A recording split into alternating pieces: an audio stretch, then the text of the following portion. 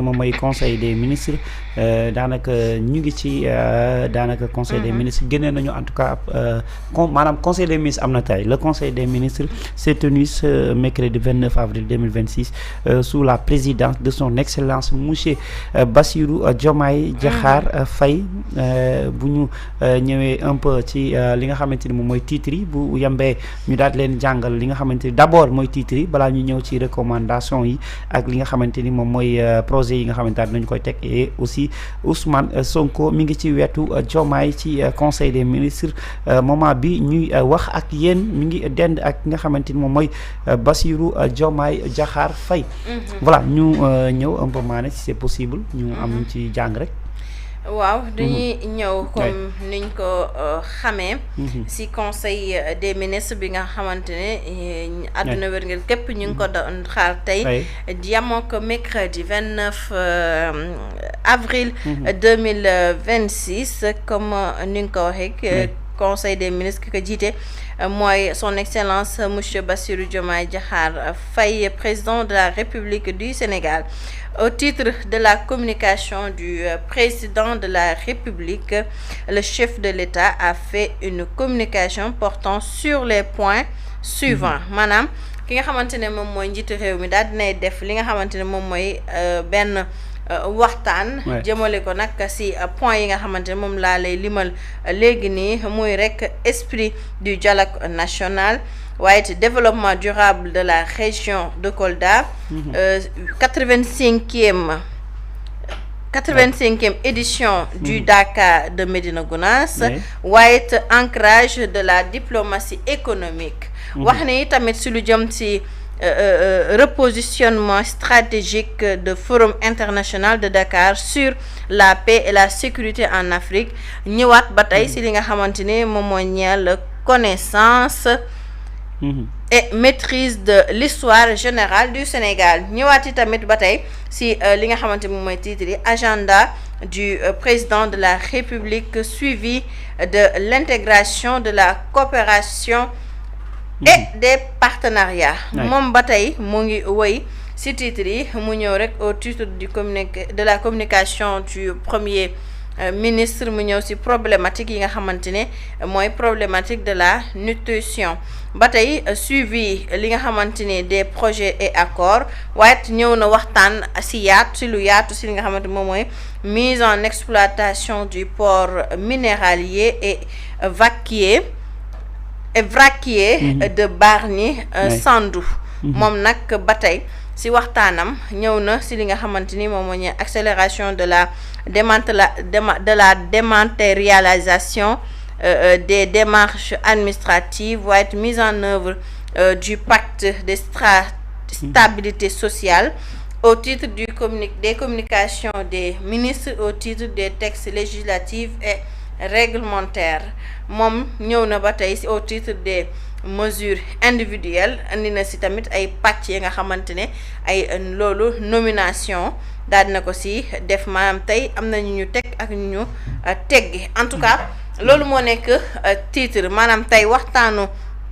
ki nga xamante ne moom mooy président de la République du Sénégal yaatu na yaatu ba nga xamante ni yaakaar naa ne mën nañ koo faram-fàcce benn par benn ousin wala ñu nga xool ba xam dañuy jiitu ci titre personnel individuel su fekkente ne le temps que ma lay bàyyi maanaam ngay ñëw un peu ci nomination yi parce que c'est important aussi dañuy bëgg a xam en tout cas yan looloo gën a intéressé Sénégalais yan directeur lañu nommé en tout cas bu ñu sukkandikoo bu ñu ko tekkee un peu ci wolof tey ci conseil des ministres yemook le 29 avril 2026 sous la présidence de son excellence monsieur Bassirou Diomaye Diakhar Faye moom ci titre communication président de la République le chef de l'État ci point yi esprit de dialogue national bi la njëkk a jiital c'est-à-dire que moom li nga xamante ni moom mooy dialogue national li nga xamante ni conclusion yi li ci ëpp daanaka toll ci 80% amoon nañ ci consensus moom la ci dafa daal di ñëwaat di gërëm di jaajëfal ñi nga xamante ni ñoom ñoo nekkoon initiateurs yi ak mu nekk rendez-vous boo xam ne bëgg na en tout cas ñu koy respecter ndax dañuy waxtaane lépp li nga xamante ni mooy wàllu modernisation de la justice système politique bi nga xamante ni sénégalais yu bëri léeg-léeg dañ ci war a ab gis-gis moom nag mën nga décider dina renforcer li nga xamante ni moom mooy dialogue national bi et rendez-vous bi bëgg na ñu nekk rendez-vous boo xamante ni lu ñuy respecté la. On se rappelle c'était en 2024 ñuy fàttaliku le 4 juin 2024 assise de la justice amoon na foofu ca Diamniadio ñi am point yu bëri yoo xamante ni ñu ngi ci doon waxtaan. Alors moom ñëwaat na ci Bassirou Diomaye Diakhar Faye nee na le 28 mai bi nga xamante ni léegi moom mooy date boo xamante dañ koy jàpp le 28 mai institut journée du dialogue national mooy bés bi nga xamante ni moom mooy dialogue national saa yu ñëwee rek dinañ ko ubbiwaat pour yaatal ko ba sénégalais yëpp mën ci joxe seen gis-gis mais li nga xamante ni mooy jëmmal penc bi également ñu daal di ko fay waxtaanee. Alors moom Bassirou Diomaye Diakhar Faye ñëwaat na ci agenda républicain bi ak dialogue national bi ñu war respecté maa ngi ci doon waxaat léegi ñëw na également pour ñu daal di viser la modernisation de la gouvernance publique ñu indi benn digitalisation d'ailleurs bu ñu ko tënkee ci système électoral bi ak ñoŋal li nga xamante ni moom mooy wàllu démocratie fii ci réew mi. Développement durable de la région de Kolda xam nga ni moom ci visite yi nga xamante ni doon na ko def foofu ca dëkk boobu di Kolda ma nga ca doon wax ni en tout cas visite bi c'était le 23 ak le 23 ba le 25 avril ci région de Kolda ma ngay remercier population bu Kolda moom Bassirou Diomaye Diakhar Faye bu Médina ak bu Médina Yoro Fula ak bu Vélingara ak autorité administrative ñi nga xamante ni ñoom ñoo fa daal di nekk muy maire yi ak collectivité locale yi nekk foofu yëpp moom Bassirou Diomaye Diakhar Faye ma nga leen di gërëm ci taaxirlu wala sax dalal ba ñu ko daal di dalal. ba léegi ci kàddu Bassirou Diomaye Diakhar Faye ma ngay bëgg ñu accélérer l'exécution de tous les projets et actions de l'État prévus dans la région de Kolda maanaam bépp projet bu nekk foofu ci région bu Kolda ma ngay joxe ay directives ñu daal di koy accélérer bu baax a baax nu di Bassirou Diomaye Diakhar Faye. ba léegi ci digleem moom nee na nag li nga xamante ni moom mooy projet agricole ak wàllu industrie bëgg nañu gën ko ñoŋal wàllu production locale bi nekk foofu activité économique des filières collinières moom tamit jëm ci wàllu arachidière maanaam gerte ga ñu fay béy ak yooyu bëgg nañu teg fa benn usine de transformation boo xamante ni dafay dimbali bu baax a baax suñu mbokk baykat yooyu moom ma ngay soumettre li nga xam ne bëgg-bëggam ministre bii di Mabouba Diagne di ministre de l'agriculture, de la souveraineté alimentaire et de l'élevage pour mu définir ay nouvelle lettre de mission, c'est-à-dire que mu ñëwaat jëmmal li nga xamante ni moom mooy digle yooyu. Ba léegi ci Bassirou Diomaye Diakhar Faye le temps que maa ne di ma xoolal ñi nga xamante ni ñoom ñooy nomination yi ak ñi nga xamante ni ñoom la ñu daax xam naa ne ci suuf lay nekk. Voilà, moom aussi mu ngay demander li nga xamante ni moom mooy programme de réalisation d'infrastructures scolaires pour soutenir la qualité du système éducatif, d'améliorer la fonctionnalité du système sanitaire et veiller à la préservation ci li nga xamante ni moom mooy wàllu patrimoine forestier bi nekk foofu ca région bu Kolda. Ba léegi maa ne le temps que ngay kii donc ma ngay joxe instruction premier ministre Ousmane Sonko, Bassirou Diomaye Diakhar Faye jox na ko instruction ci fonctionnement optimal des services publics au renforcement des patrimoines bâtis de l'État dans les régions. Maanaam kër yi nga xamante ni état bu Sénégal moom moo ko moom te nekk ci région yi jox na ndigal Ousmane Sonko ngir ñu daal di koy préserver maanaam ñu defaraat ko jëmmal ko ba nga xamante ni dañ ci gën a bàyyi daal di xel. ñëw na ci 85e édition du Daara de Médina mooy Daaka bi nga xamante ni foofu day am ci Médina Gounass. Le chef de l'État ma ngay annoncé le 25 avril bi nga xamante ni moom mooy le 25 avril passé na mooy 85e édition de la retraite spirituelle de ki nga xamante ni mooy rendez-vous boobu ñoo naan Daaka foofu ci Médina Gounass. ma ngay gërëm bu baax a baax xalifa général bu Médina Gounass ñu koy wax Thierno Amadou Tidiane Ba ak ñëpp ñi nga xamante ni ñoom ñooy taalibe yi di leen féliciter ci gàmm googu ñu daal di jugee. moom Bassirou Diomaye Diakhar Faye ñëw na ci wàllu diplomatie maa ne ndax le premier ministre nee na le 18 avril 2026 la cérémonie d'ouverture de la 6e conférence des ambassades consuls généraux et consuls du Sénégal placée sous le thème la diplomatie sénégalaise sénégalaise et le niveau de la coopération internationale, principe et mode d'action. Xam ngeen ni rendez-vous également moom moo ko doon présider moom Bassirou Diomaye Diakhar Faye ñëwaat na ci également ci conseil des ministres ma ngay féliciter ministre de l'intégration africaine et des affaires étrangères et des Sénégalais de l'extérieur, secrétaire général secrétaire d'État au Sénégal au Sénégalais de l'extérieur moom tamit ma ngi koy gërëm ambassade yi nga xamante ni ñoo bokkoon ci ndaje boobu. Le chef de l'État ba léegi président Bassirou Diomaye Diakhar Faye ñëwaat na ci bon visionnage de l'intégration africaine ak li nga xamante mooy promotion économique et de rayonnement international du pays, d'accompagner la mise en œuvre optimale de la vision Sénégal 2050 voilà à travers l'ancrage systématique d'une véritable diplomatie économique. Il indique la nouvelle orientation de notre politique étrangère maanaam ma ngay digal ki nga xamante ni mooy yor affaires étrangères ak Sénégal de l'extérieur ngir ñu gën a bàyyi xel suñu politique bi nga xamante ne nañ ko ci vision 2050 maanaam dafa mel ne ma bàyyi la nga am loo ci dolliwaat comme xibaar ci conseil des ministres. waaw dañuy ñëw si li nga xamante ne moom mooy nomination yi yees yi nga xamante ne daal di nañ koy nemmeeku ndigi tey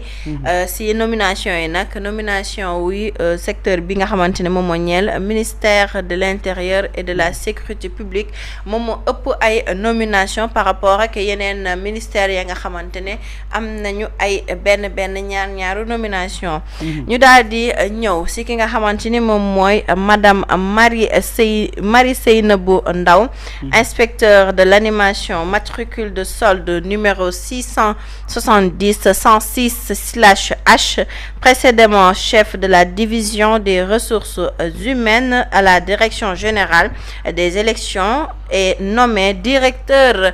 des ressources humaines et des finances à la direction générale des élections. Moom nag mu ngi remplacer ki nga xamante ni ci poste boobee kii di monsieur Oumar Coulibaly, appelé à d'autres fonctions. Keneen ka nga xamante ne rek daal dinañ koy nommé muy rek monsieur Modou Bassirou Ndaw, secrétaire d'administration, matricule de solde numéro 625-108/Z. moom nag précédemment mu ngi nekkoon sous-préfet de l'arrondissement de Dioula-Colon, département de Kolda, est nommé li nga xamante ni moom mooy sous-préfet de l'arrondissement de Ngotchi, département de Kaolack. moom nag mu ngi daal di remplacer ki nga xamante ni moom mooy monsieur Bassirou Dia, admis à faire valoir ses droits une pension de retraite. moom moomu di ki nga xamante ne moom mooy Bassirou Dia dafay rek dem li nga xamante ne moom mooy retraite. ki koy remplacer nag di monsieur Modou Bassirou Ndaw. keneen ka nga xamante ne daal nañ koy nommé muy monsieur Amadou Ba, secrétaire d'administration, matricule de solde numéro 625-089/H, précédemment sous-préfet de l'arrondissement de Ndorna, département de Médina Yoro Foulah. moom nag daal nañ koy nommé li nga xamante ni moom mooy sous-préfet de l'arrondissement de Sagata Jolof, département de Linguère. mu ngi remplacer nag ki nga xamante ni moom mooy monsieur Oumar Sané. moom nag il est admis à vouloir ses droits une pension de retraite. moom it dafay daal di dem li nga xamante ne moom mooy retraite. ki nga xamante ne ba tey moom mooy monsieur Abdoulaye Karma, secrétaire d'administration, matricule de solde numéro 603-529, précédemment sous-préfet de l'arrondissement de Ndam, département de Mbacké. moom nag daal di nañ koy nommé li nga xamante ni moom mooy sous-préfet de l'arrondissement de Sangalkam, département de Rufisque. mu ngi remplacer ki nga xamante ni moom mooy Mamadou Diouf. moom nga xamante ne il est appelé à d'autres fonctions. Monsieur Mamadou Diouf, secrétaire d'administration, matricule numéro solde numéro 515-942/B,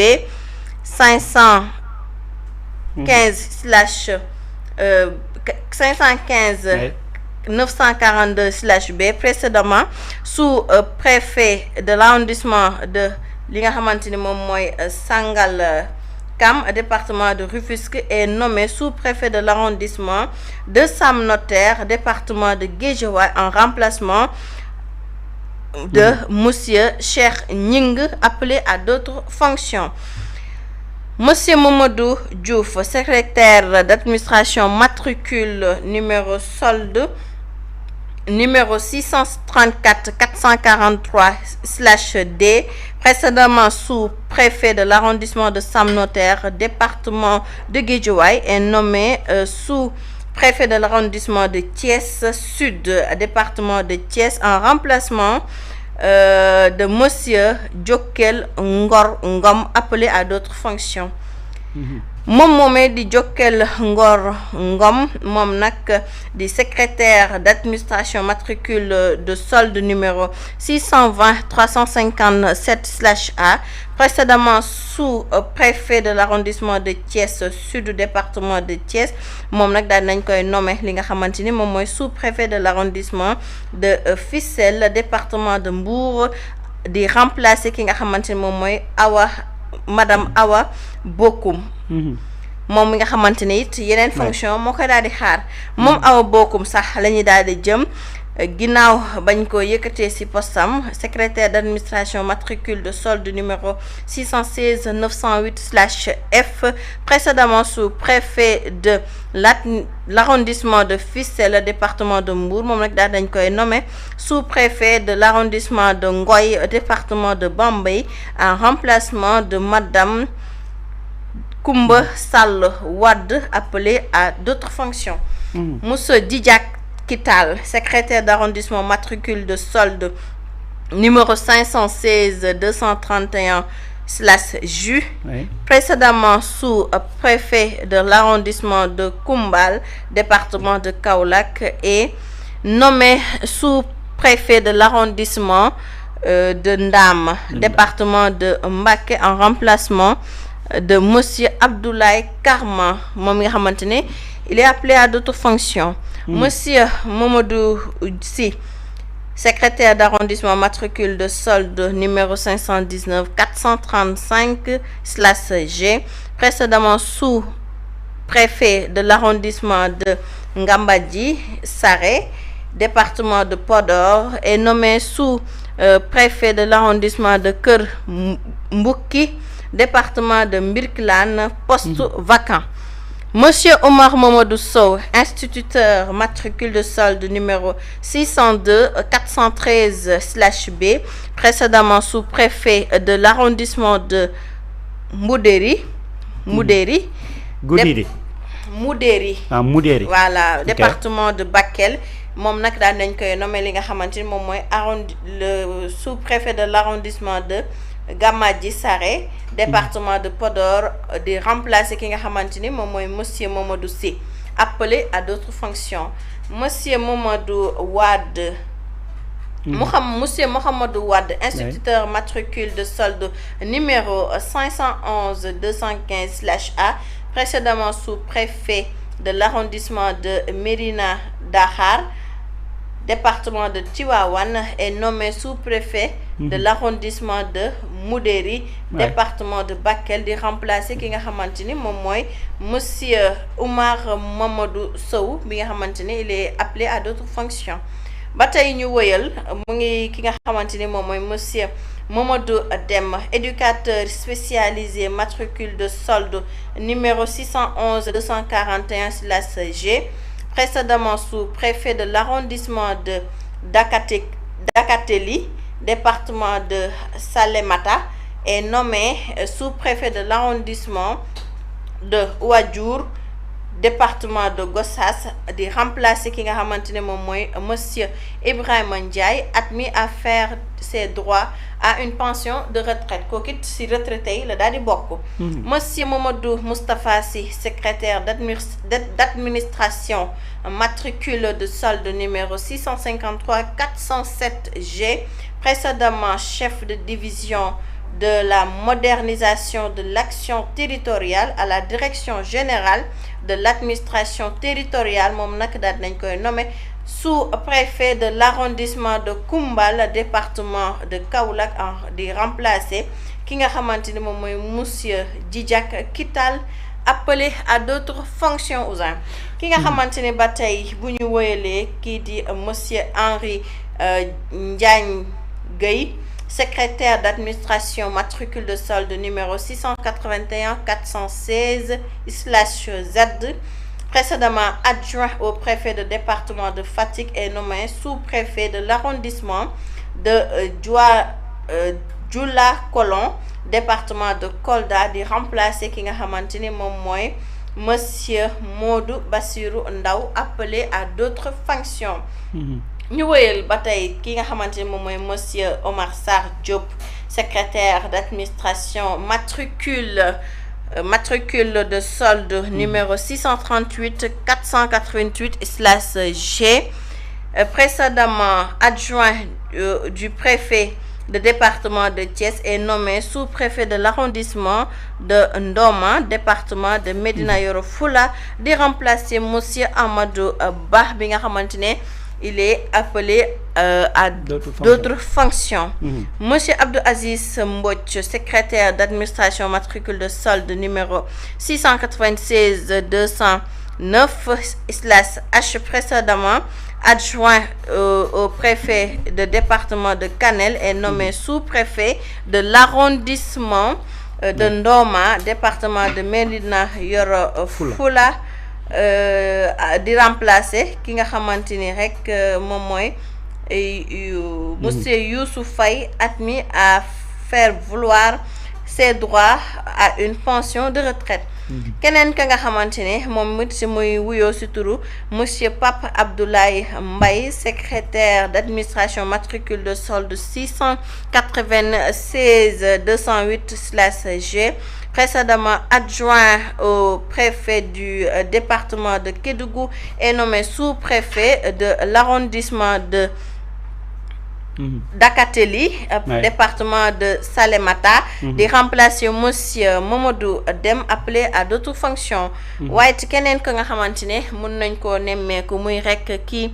di Mamadou Anabi Moussa Touré, instituteur matricule de solde numéro 612-954/A, précédemment adjoint au préfet du département de Bounkiling, daal nañ koy nommé li nga xamante moom mooy sous-préfet de l'arrondissement de Darou Minam 2, département de Malem Odar, di remplacer ki nga xamante ni moom mooy monsieur Mamadou Samba Bousso mi nga xamante ne dafay dem retraite. Madame Maymouna Balde di institutrice matricule de solde numéro 634-426/A, précédemment adjointe au préfet de département de Koungheul, daal nañ koy nommé sous-préfet de l'arrondissement de Mérina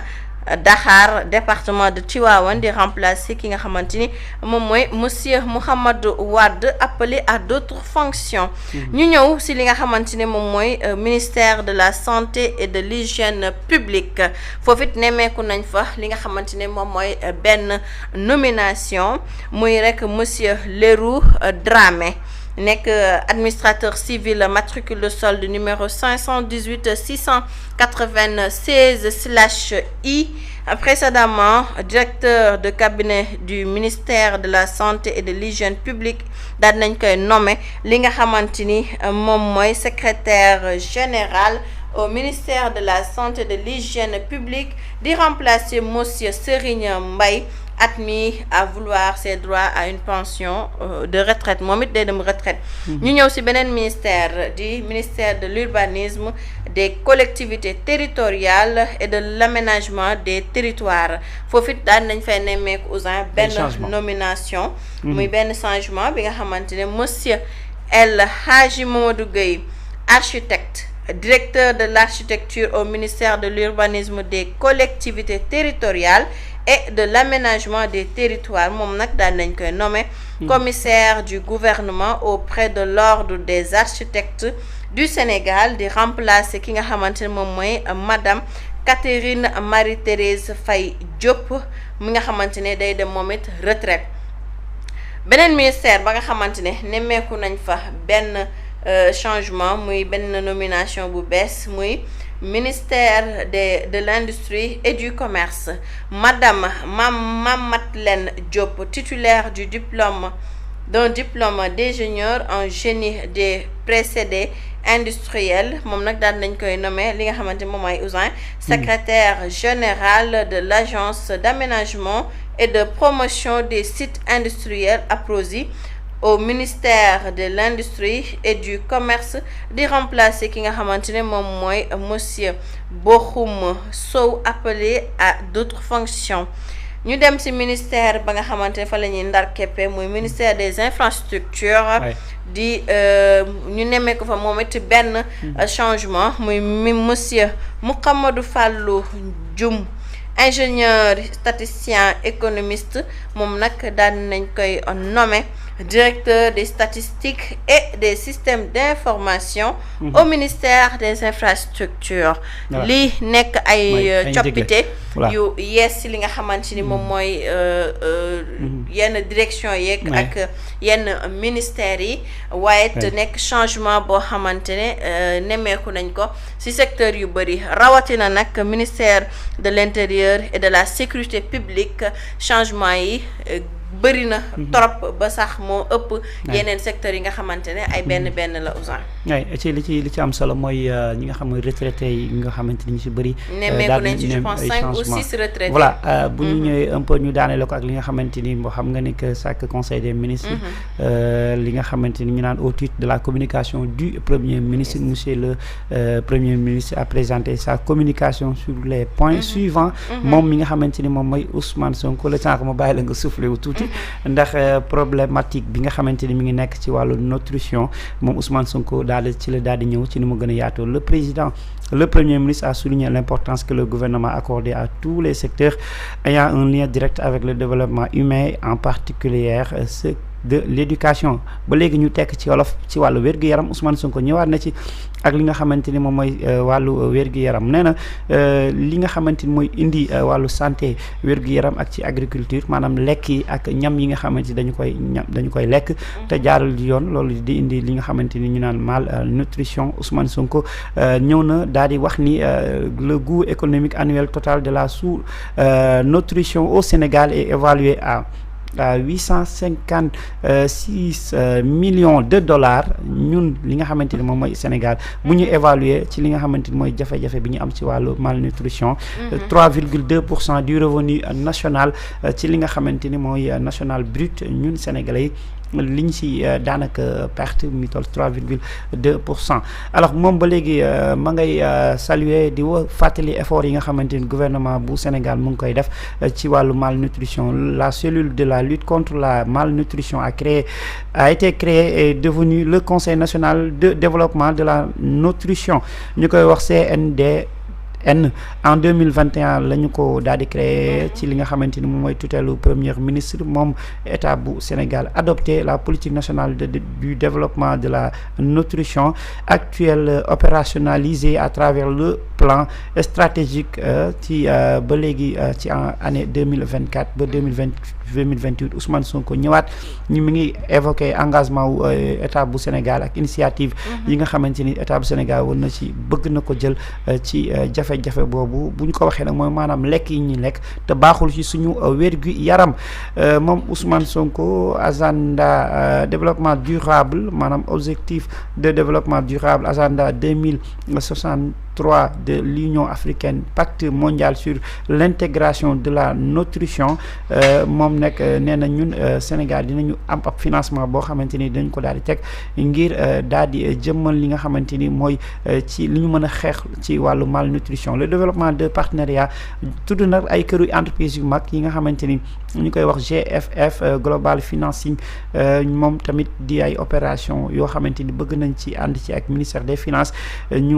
nga xamante xamante ni moom moo gàllu wàllu budget bi ay outils de marquage budgétaire ngir maanaam nu ñu xamee nu ñu cofee cof yi pour li nga xamante ni moom mooy mën a ndimbali sénégalais yi ci jafe-jafe boobu nga xamante ni ma ngay persister ci réew mi. alors moom ñëwaat na ci croissance des enfants 0 à 5 ans estimée à 17%,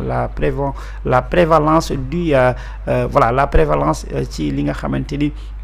moom mooy surpoids de l'obésité globale c'est les enfants xale yi nga xamante ni voilà dañuy jékki-jékki di jël ay poids te duñu xam naka lay demee ci ay jafe-jafe loolu tamit wàllu alimentation bi daf koy gérer état bu Sénégal bëgg na ci indi ab taxawaay bu baax ngir mën a dimbali suñu doom yi. alors moom ci boppam Ousmane Sonko ba léegi moom mooy ñëw di demander gouvernement bi ngir ñu daal di yokk jéego yi rawatina ci wàllu secteur mécanisme de financement structurellement vulnérable et marqué par la faiblesse des coordinations et de la synergie d'action entre secteurs. moom ba léegi ci cadre moom Ousmane Sonko politique nationale de développement de la nutrition bi nga xamante ni sànq ba léegi en tout cas moom mi ngi ciy incité bu baax a baax ndax xam na jafe-jafe bi nga xamante ni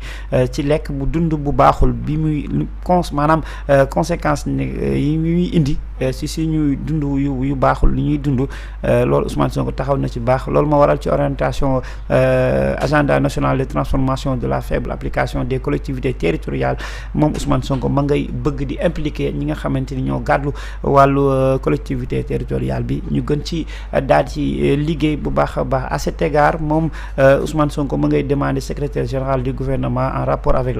les parties concernées de prendre les dispositions nécessaires pour l'actualiser de la politique nationale de développement de la nutrition et de la révision du plan stratégique moom ba léegi ci kàddoom Ousmane Sonko multisectoriel de la nutrition ñu koy wax moom mooy plan de la politique de développement de la nutrition et de révision du plan stratégique ñu koy wax PSMN 2023-2024 ba 2028 di ab projet boo xamante ni daf ci daal di taxaw jubluwaay bi nag moom mooy ngir ñu gën a teg benn plateforme boo xamante ni dañu koy intégrer ci wàllu woowu. en tout cas moom président le premier ministre Ousmane Sonko d'ailleurs wax naa ni ci malnutrition bi insiste na ci bu baax a baax jox ay directives ki nga xamante ni moom mooy monsieur Cheikh Diba ak ki nga xamante ni moom Bouba Diagne ak ñeneen ñi gàllu ci wàllu woowu le temps que ñuy xoolaatee yeneen pàcc yi maa ni dafa am loo ciy dolli ci xibaar yi. effectivement.